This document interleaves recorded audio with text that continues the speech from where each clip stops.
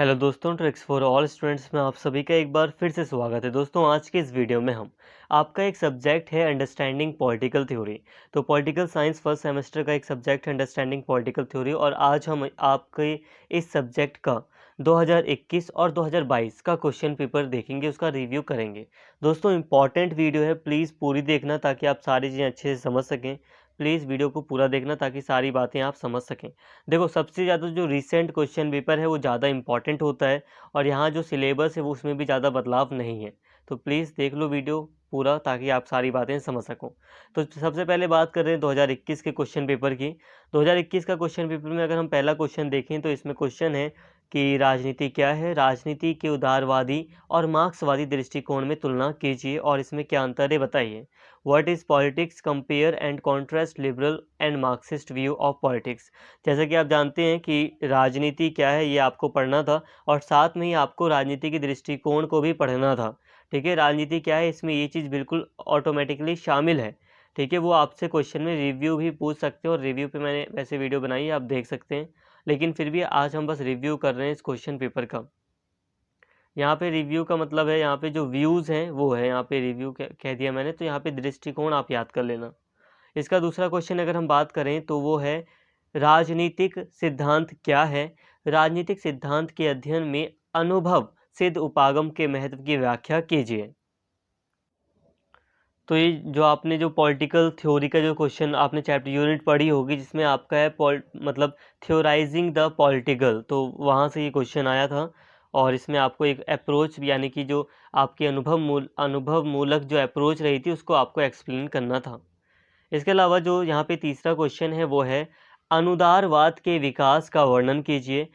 अनुदारवाद के मुख्य सिद्धांतों की विवेचना कीजिए। अब ये अनुदारवाद है क्या है? देखो दोस्तों, अनुदारवाद का मतलब है रूढ़िवाद, इंग्लिश में कहते हैं कंजर्वेटिज्म।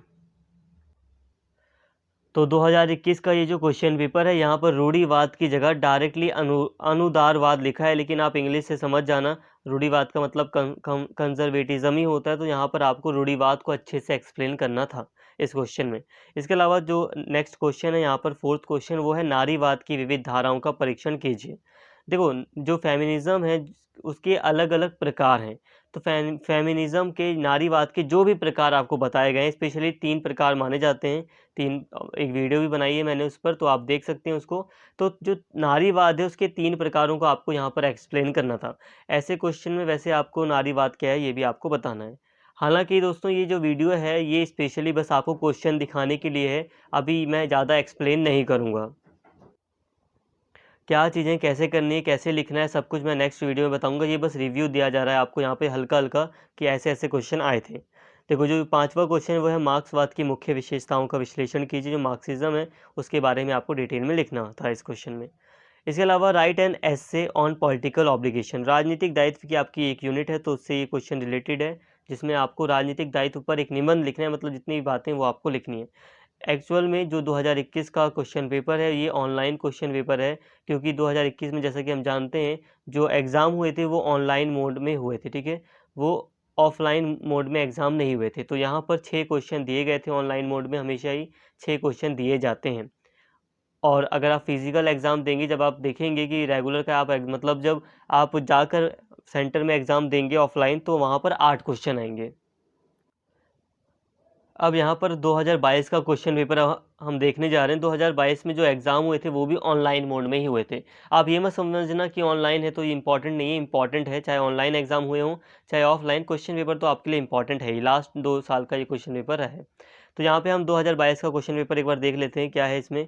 थोड़ा डिफ़िकल्ट था ये क्वेश्चन पेपर। यहाँ पे आप देख सकते हैं जो पहला क्वेश्चन है उसमें है कि क्या आपको लगता है कि शक्ति का अध्ययन और राजनीतिक सिद्धांत की समझ के लिए केंद्रीय है। शक्ति के अध्ययन के लिए विभिन्न दृष्टिकोणों की व्याख्या करें। अब जो स्टडी ऑफ पावर था, अब वहाँ से ये क्वेश्चन पूछा गया है। बहुत ही अजीब था कि स्पेशली जब हम बात करते हैं सिलेबस की, तो उसमें सिलेबस में आपको ऐसी शक्ति के बारे में कुछ दिखाई नहीं देता कि आपको पावर्स के बारे में भी पढ़ना है। लेकिन फिर भी ये क्वेश्चन वहाँ से आया था, पावर से रिलेटेड ये क्वेश्चन आया था। इस पे भी मैंने वैसे वीडियो बनाई है, लेकिन फिर भी जब हम सिलेबस को देखते थे, जब हम 2022 में भी अंडरस्टैंडिंग पॉलिटिकल थ्योरी के सिलेबस को देख रहे थे, तब ये शक्ति का ये जो टॉपिक है ये सिलेबस में नहीं दिख रहा था।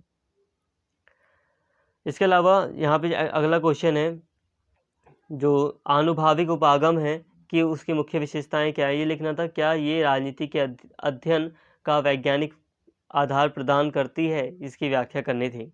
इसके बाद यहाँ पे थर्ड क्वेश्चन है, समतावाद क्या है, असमानताओं को दूर करने के लिए विभिन्न दृष्टिकोणों की व्याख्या या विवेचन कीजिए। इसके बाद है मार्क्सवाद क्या है और मार्क्सवाद के मूल सिद्धांत क्या हैं, ये बताना था। राजनीतिक सिद्धांत के उत्तर आधुनिकतावादी जो पोस्ट मॉडर्निस्ट अप्रोच है, उपागम है, उसकी आलोचनात्मक समीक्षा करें, मतलब सही गलत सभी बातें आपको यहाँ पर लिखनी थी।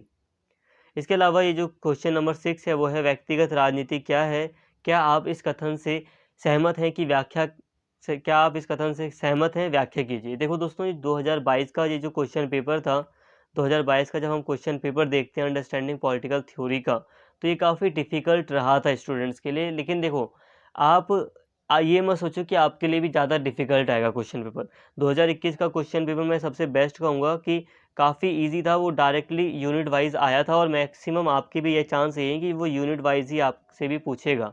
हो सकता है थोड़ा बहुत बदलाव हो जाए, क्योंकि न्यू एजुकेशन पॉलिसी लागू हुई है, तो कुछ बदलाव हो रहे हैं। बदलाव हो सकते हैं, लेकिन फिर भी वो सिलेबस के अकॉर्डिंग ही आएगा, तो घबराने की कोई ज़रूरत नहीं है। यहाँ पे बस एक हल्का-हल्का रिव्यू देना था मुझे, मैंने रिव्यू दे दिया। क्या चीज़ें कैसे करनी है, क्या आपको करना है, कहाँ पे कितनी चीज़ें आप करेंगे, क्या चीज़ आपको ध्यान में रखनी है, इसके लिए मैं नेक्स्ट वीडियो बनाऊँगा ताकि आप अच्छे से डिटेल में समझ सकें।